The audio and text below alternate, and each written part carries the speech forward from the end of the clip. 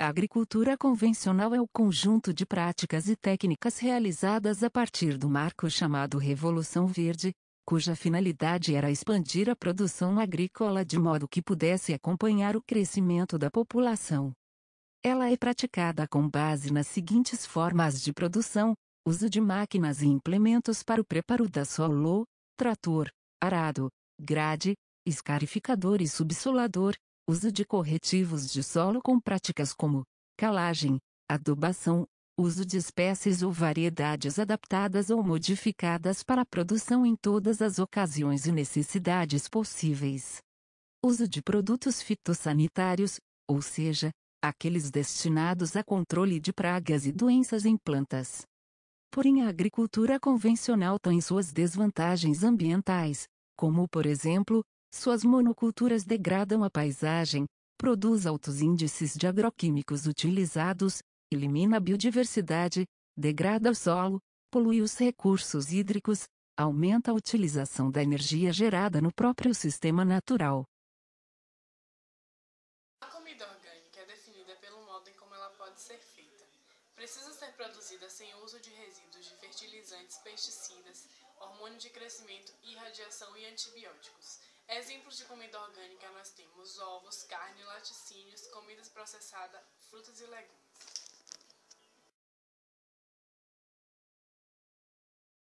Recomendações básicas para a produção de alimentos orgânicos são a utilização de cultivos adaptados às condições locais de temperatura, chuvas, altitude e solo, utilização de culturas resistentes a pragas, fazer o plantio de policulturas, fazer a rotação de culturas, ou seja, não plantar sempre a mesma coisa no mesmo lugar, fazer pousio, fazer áreas de refúgio, fazer cercas vivas e usar adubação orgânica, utilizando adubos verdes, restos culturais, compostagens, biofertilizantes e pó de rochas. A importância dos alimentos orgânicos. A produção da comida orgânica diminui os custos dos fazendeiros, aumenta a confiança em recursos renováveis, captura mercados de alto custo, de alto valor e preços maiores, aumenta o rendimento da fazenda, promove a sustentabilidade, a melhor biodiversidade e reduz a poluição da água e do solo.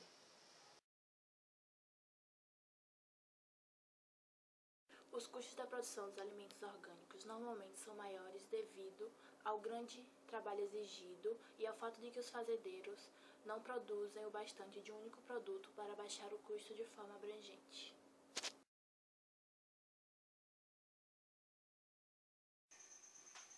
O Brasil já é o segundo maior produtor de orgânicos do mundo e o setor tem 70% de suas rendas voltadas para o mercado externo, com 800 mil hectares de área cultivada, incluindo 15 mil produtores, dos quais 80% são pequenos produtores. O país fica atrás somente da Austrália. A produção cultivada como orgânica é bastante extensa e diversificada, inclui além de frutas e verduras, sucos, dendê, café, cachaça e etc. Quanto ao sabor, depende de você decidir qual é o melhor. Geralmente, as pessoas acham que quanto mais fresca a comida, melhor seu sabor, sem levar em conta como ela foi produzida.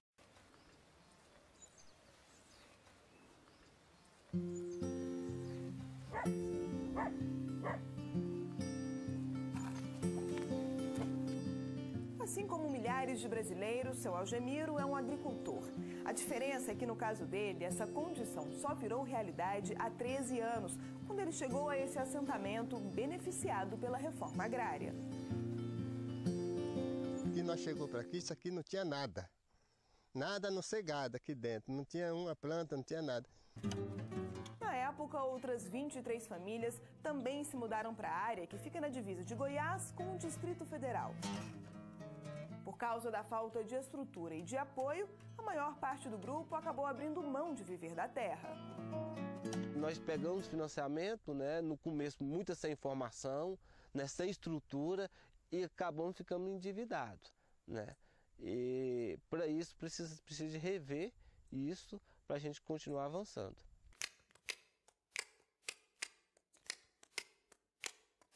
O primeiro passo para o avanço foi a percepção de que, para viver do campo, as famílias precisavam se organizar. Com o tempo, elas também perceberam que era possível conciliar a atividade econômica com a preservação do meio ambiente. Assim, o grupo passou a investir no cultivo de frutas e hortaliças orgânicas, um caminho que só foi possível com a formação dos agricultores. De cara, eles descobriram que era preciso diversificar a produção. Fugir da chamada monocultura é uma das estratégias para o agricultor garantir o lucro da atividade. Teve uma época que eu perdi uma roça de brócolis, né? Mas eu tinha mais 10 variedades que me segurou. Com tanta variedade, é mais fácil resistir ao uso de agrotóxicos. Seu Algemiro nem precisou fazer esforço.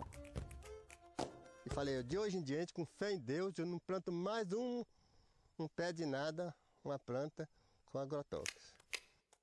Pelo menos para mim, e eu quero é natural. Para substituir o adubo químico, João Batista aprendeu um jeito diferente de preparar a terra. Nós enriquecemos o solo com algumas leguminosas, como a mucuna, né, como o capim verde, o cameron, como às vezes a palha do milho, como a flor do mel, essa flor florida, né, ela também tem muita matéria orgânica.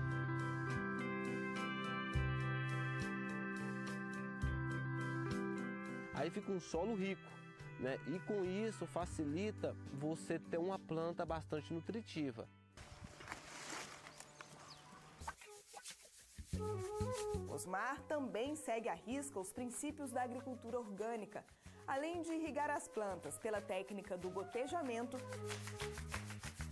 ele usa uma espécie de cobertura vegetal que retém a umidade da terra e permite a economia de água. Igual o capim ajuda muito, porque o capim não deixa a terra secar. Você molhou hoje, se der um caso que se não precisar você molhar amanhã, aguenta, porque a umidade fica aí abaixo e ela segura bastante. Eu acho que no capim eu economizar água 50%. Em cada propriedade, as hortaliças são colhidas uma vez por semana.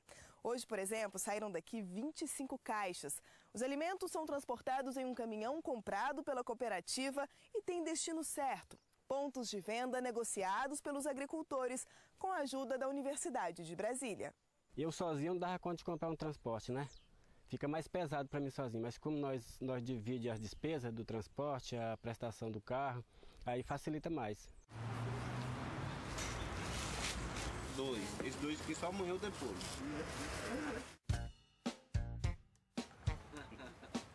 Esse é um dos 4 locais de venda.